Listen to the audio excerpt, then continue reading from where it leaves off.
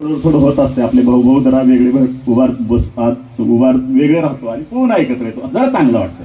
रोज एकत्र राहिले की जरा प्रेम कमी होते, बाहेर राहिले की जवळ आले की प्रेम एकत्र येते. तसं पाहिलं तर आपण जिल्ह्याच्या या विकासामध्ये आदरणीय डॉक्टर पदमसिंह पाटलांचं खूप प्रचंड काम आहे. असे डॉक्टर पदमसिंह पाटलांच्या नेतृत्वात आपण तयार झालेले सर्व कार्यकर्ते आहोत. आणि आज परत एकदा राष्ट्रवादी काँग्रेसच्या चिन्हावर राष्ट्रवादी काँग्रेसच्या अधिकृत उमेदवार अर्चनाताई पाटील यांना आपल्याला निवडून देण्यासाठी आपण इथे एकत्र जमलेले आहोत. आता ज्याचा उल्लेख केला गेला किंवा सुरेश बिराजदारांना तयारी करायला सांगितली आणि परत अर्चनाताईला उमेदवारी दिली. मी आताच खुलासा करू इच्छितो की आदरणीय अजितदादा पवार साहेब आपले नेते आहेत. त्यांनी सांगितलं की सुरेश बिराव तुम्हाला म्हणजे धाराशिव लोकसभा मतदारसंघ मी राष्ट्रवादीसाठी घेणार आहे आणि तुम्ही तयारी करा. आम्ही सर्व राष्ट्रवादी काँग्रेसची पूर्ण जिल्ह्याची टीम, तसं म्हटलं तर आमच्या पक्षाचा आपल्या पक्षाचा ना आमदार ना खासदार ना टेबल ना खुर्ची असं असताना आम्ही प्रचंड फिरलो. प्रचंड चांगली ताकद निर्माण झाली, प्रचंड लोकांचा रिस्पॉन्स मिळत होता. आणि नंतरच्या वाटाघाटीमध्ये महायुतीच्या वाटाघाटीमध्ये हा राष्ट्रवादी काँग्रेसचा उमेदवार बदलला गेला. अजितदादांनी आम्हाला बोलवून घेऊन सांगितलं की सुरेश आपल्याला अर्चना वहिनींची उमेदवारी द्यायची आहे. आम्ही सांगितलं काही हरकत नाही. ज्या दादांनी उमेदवारीची तयारी करायला सांगितली त्याच दादांनी थांबवली. राग कुठे येतो? दुसऱ्याने थांबवली का? नाही, दादांनीच तयारी करायला सांगितलं, दादांनीच थांबायला सांगितलं, थांबायचं. आणि दादांचा जो आदेश आहे किंवा राष्ट्रवादी काँग्रेसची ती एक चांगली फळी निर्माण झालेली आहे, एक चांगल्या बूथ कमिट्या निर्माण झालेल्या आहेत, एक चांगलं वातावरण निर्माण झालेलं आहे. ज्या अजित पवारांचं नेतृत्व महाराष्ट्राला हवंसं वाटतंय, एक ठोस नेतृत्व, एक विकासाभिमुख नेतृत्व, ज्यांनी बोलल्यानंतर ते काम व्हायलाच पाहिजे. एखाद्या कलेक्टरला जर अजित पवारांनी सांगितलं, अजितदादांनी सांगितलं की कलेक्टर साहेब हे काम व्हायला पाहिजे, हे नियमात बसून आहे आणि हा माझा कार्यकर्ता, याचं काम करा, त्या कलेक्टरची माय व्हायली नाही किंवा नाही म्हणायची किंवा न करायची. असा एक नेता ज्यांनी महाराष्ट्रामध्ये विकासाची गडी घातली, जे 6 वाजल्यापासून संध्याकाळी 6 पर्यंत काम करतात, अशा नेतृत्वाखाली आपण इथं काम करतोय. आणि आज खूप चांगली संधी निर्माण झालेली आहे. आजपर्यंत आपण 4 लोकसभा, आज 4थी लोकसभा आहे. आदरणीय डॉक्टर पदमसिंह पाटील साहेब 2दा राष्ट्रवादी काँग्रेसच्या घड्याळाच्या चिन्हावर लढले, राणादादा राष्ट्रवादी काँग्रेसच्या घड्याळाला निवडणूक लढले आणि आता अर्चनाताई घड्याळाच्या चिन्हावर लढतायत. आता महेंद्र दुर्गुडे साहेबांनी जे उल्लेख केला, अर्चनाताई जिल्हा परिषदेच्या 2ही वेळेस राष्ट्रवादीच्या चिन्हावर लढल्या, घड्याळावर लढल्या, आजही घड्याळावर आहे, काही वेगळं नाही. फक्त आता ऍडिशनल काय झालंय, आज भाजप सोबत आलंय, शिंदे सेना सोबत आली, म्हणजे खूप लोक एकत्र आलोय. म्हणजे कुठं काय मला शंका वाटत नाही. बापूंनी सांगितलं उमरग्यामध्ये अशी सगळी मंडळी एकत्र आली, औषध मंडळ एकत्र आली. बापू, मी तुम्हाला आज दादांना तुम्हाला खात्री देऊ इच्छितो की 50,000च्या खाली उमरगाव लीड आम्ही देणार नाही, 50,000च्या पुढे देऊ.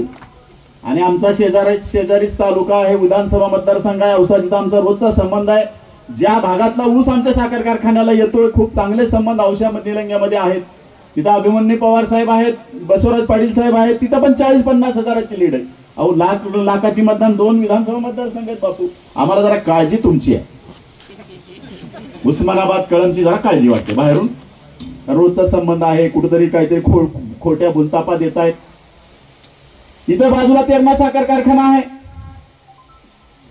आमची जिल्हा मध्यवर्ती बँकेची निवडणूक झाली, आम्ही सर्व संचालक मंडळी एकत्र बसलो. राणादादांनी सांगितले की सुरेश बिराजदारला चेअरमन करायचं आहे, त्यांनी अर्बन बँक चांगली बनवली, त्याला बँकेची माहिती आहे, त्याला करायचं ठरलं.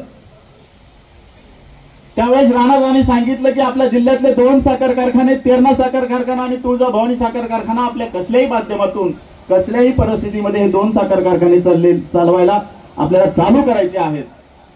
आणि त्या दृष्टिकोनातून पहिल्या दिवसापासून आम्ही कामाला लागलो. हा साखर कारखाना बंद कोणी पाडला तुम्हाला माहिती आहे, त्यांच्या ताब्यात तुम्ही सर्वांनी दिला. तो कारखाना बंद पाडला, त्या कारखाना प्रॉव्हिडंट फंडानं जप्त केला, बँकेनं जप्त केला. 5 वर्ष ह्या साखर कारखान्यासाठी कोर्ट कचेऱ्या आम्ही केल्या. प्रत्येक कोर्टात सुरेश बिराजदार गेलेला आहे. हायकोर्टात गेला, डीआरटी कोर्टात गेला, डीआरटी कोर्टात गेला. 5 वर्ष संघर्ष करून सर्व ज्या लिगल मॅटर्स आहेत त्या आम्ही हे काढल्या, बाजूला काढल्या आणि हा साखर कारखाना भाडेतत्वावर देण्याचा आम्ही प्रयत्न केला. राणादादांना पण विनंती केली, दादा तुम्हाला हा साखर कारखाना चालवायचा आहे, आपलाच कारखाना आहे, हा चालवण्याची गरज आहे. बापूंचा एक मी थोडस 50,000ची उधारी आहे बापू. कारण बापूला सांगितलं, बापूची माझी बैठक झाली, हो तेरणा कारखाना तुम्ही घ्या. बापू म्हणले नाही नाही नाही, ती जर गडबड होऊन आली, उद्या टेंडरची लास्ट डेट होती. बापू म्हणलं तुमचे 50,000 जाऊ द्या, परंतु उद्या टेंडर फॉर्म घ्या. बरोबर आहे बापू, 50,000 रुपये तुमचे गेले. त्यामुळे त्याचं देणं सुरेश बिराजदार लागतोय नक्की. बापूने टेंडर घेतलं पण भरलं नाही. विषय काय होतो, कुणी घेतला हा विषय नाहीये, परंतु राणादादांच्या नेतृत्वाखाली ज्या राणादादांनी सुरेश बिराजदारला जिल्हा मध्यवर्ती बँकेचा चेअरमन केलं, त्या सुरेश बिराजदार आणि संचालक मंडळाने हा साखर कारखाना आज चालू केलेला आहे. आणि तो चालू झाल्याचं म्हणजे या भागातील शेतकऱ्यांचं पुण्य हे राणादादांच्या माध्यमातून आम्हाला आहे. आणि तो साखर कारखाना आज चालू झालेला आहे आणि बंद तुम्ही पाडायचं ना आम्ही चालू करायचं. तेरणा साखर कारखाना असेल, तुळजाभवानी साखर कारखाना असेल, दोन्ही साखर कारखाने आम्ही ते चालू केलेले. अशा कितीतरी कामं राष्ट्रवादी काँग्रेस पार्टीच्या माध्यमातून, राणादादाच्या माध्यमातून आपण करू शकलो. आणि आज कुठेतरी विकासाच्या प्रश्नावर चर्चा करत असताना कुठेतरी दुसऱ्या भूल थापाला देणं, ज्या समोरचे उमेदवार काय बोलतायत तुम्हालाच माहिती. मी त्यांच्याविषयी जास्त बोलावं असं वाटत नाही. मी फोन उचलतो, प्रत्येक जण फोन उचलतो. एक उदाहरण सांगतो फोनचा. इरला दाऊदपूरला आमच्या राजेगावला पूर आला. पुरात 2 नवरा बायको आणि त्यांची 2 लहान लेकरं अडकलेली होती इरला दाऊदपूर. आम्ही प्रशांत फंडसाहेब, महेश नलावडे साहेब आज दोघं तिघ असं तेरला आलो. तेरची शाळा बघितली, पुरात सगळी वेढलेली होती. तसंच समजलं तिकडं इरला दाऊदपूरला जायचंय, म्हणजे तिथं अडकलेले आहेत माणसं म्हणून आम्ही गेलो. तिथल्या सरपंचाला भेटलो. तिथं परिस्थिती बघितली, ती माणसं अशी बारीक झाडावर हे होते. तिथून त्याच ठिकाणून अजितदादांना फोन केला. दादा म्हणलं असं असं झालेलं आहे, महाराष्ट्राचे आपण म्हणजे उपमुख्यमंत्री दादा होते आणि ही परिस्थिती भीषण आहे, हे वाहून जातात. प्रचंड पुराचा तुम्हाला माहिती आहे पूर कसला मोठा आला होता. दादानी थोडा वेळ थांबलं. मला एक अर्ध्या तासांनी परत फोन आला, सुरेश बिराजदार मी चॉपरची हेलिकॉप्टरची सोय केलेली आहे, इथून हेलिकॉप्टर पुण्यातून निघणार आहे, इथून मी NDRFची टीम पाठवली आहे. आणि ती योगायोगाने काय झालं, मी गाडीत असताना फोन आला. मी गाडीत तिथंच होतो, इरला दाऊदपूरला बसलो होतो. ह्याच मंडळींनी सांगितलं की रेकॉर्ड करा. आम्ही रेकॉर्ड करत नाही, आम्ही आयफोन मध्ये तर रेकॉर्ड नाही, पण त्या दिवशी रेकॉर्डिंग होतं. आणि ते हेलिकॉप्टरनं ती माणसं काढली. इथल्या काही मंडळींनी लगेच टाकलं, आमच्यामुळं हे झालं. मग आमच्या बरोबरच्या मंडळींनी सांगितलं, दाजी बघा योगा काय चाललंय, तुम्ही केलंय, राणा अजितदादांनी हे पाठवलंय, तुमच्याकडे रेकॉर्डिंग आहे, का पाठवत नाही. मला वाटलं अजितदादा काहीतरी शिवाय घालतील मला. दादा म्हणतील अरे मी काय बोललो तू कशाला रेकॉर्डिंग करायला. म्हणलं डेअरिंग करू आणि पुन्हा जाऊन माफी मागितली दादांची. दादा म्हणलं तुमच्या अप्रोक्ष केलं. दादांचं रेकॉर्डिंग व्हायरल केलं लगेच. सुरेश बिराजदार मी असं असं NDRFची टीम पाठवले, हेलिकॉप्टर पाठवले. एवढं फास्ट बोलणं, इथं पाहिजे असेल तर रेकॉर्डिंग वाजून दाखवतो, एक दिवशी दाखवू वाटल्यास व्हॉट्सअपवर पाठवू. म्हणजे असं खोटं कशाला तुम्ही श्रेय घेताय. त्या दिवशी अक्षरशः एक पोस्ट पडली, पुन्हा डिलीट झाली ज्यावेळेस आम्ही रेकॉर्डिंग हे केलं. अशा पद्धतीने खोटं श्रेय घेण्याचं काम ही मंडळी करत आहेत. एक तुम्हाला उदाहरण सांगतो. या जिल्ह्यामध्ये या मेडिकल कॉलेजचा आज खूप मोठा आम्ही केलं. आम्ही महाविकास आघाडीत होतो. या महाराष्ट्राचे उपमुख्यमंत्री अजित पवार साहेब होते. या महाराष्ट्राचा आरोग्यमंत्री राष्ट्रवादी काँग्रेस पार्टीचा होता. आम्ही प्रयत्न केला नाही का. आम्ही राहुल मोठे साहेब अजितदादांना भेटलोय, दादा आमच्या जिल्ह्याला मेडिकल कॉलेज मिळालं पाहिजे. दादांनी राजे टोपेला सांगितलं, दादांनी अमित देशमुखांना सांगितलं. हे मेडिकल कॉलेज दुसऱ्या जिल्ह्यात चाललेलं होतं आणि ती मेडिकल कॉलेज या जिल्ह्यामध्ये आणण्यासाठी अजित पवारांचा खूप मोठा वाटा आहे. ज्या अजित पवार आमचे जावई आहेत, त्यामुळे सासरवाडीसाठी दिलेली त्यांनी हे भेट आहे. कुठंतरी आम्हीच केलं म्हणजे बाकीच्यांनी काहीच नाही केलं असं जे खोटं सांगतायत, त्या कुठंतरी भूल तापाला आपण बळी पडू नका. माझी आपल्या सर्वांना विनंती आहे की आपल्या अर्चना वहिनी या सुशिक्षित आहेत, त्यांना जिल्हा परिषदेच्या माध्यमातून खूप मोठा अनुभव आहे. राणादादा सारखं एक विकासाभूत नेतृत्व जे कधी खोटं बोलत नाहीत. आम्हाला बऱ्याचदा आम्ही म्हणतो डॉक्टर साहेबांचं आम्ही बोललोय बरं का, म्हणजे कधी कधी डॉक्टर साहेबाला आम्ही म्हणायचं साहेब जरा म्हणा, आयकासाठी म्हणायचं, जे आहे ते म्हणायचं.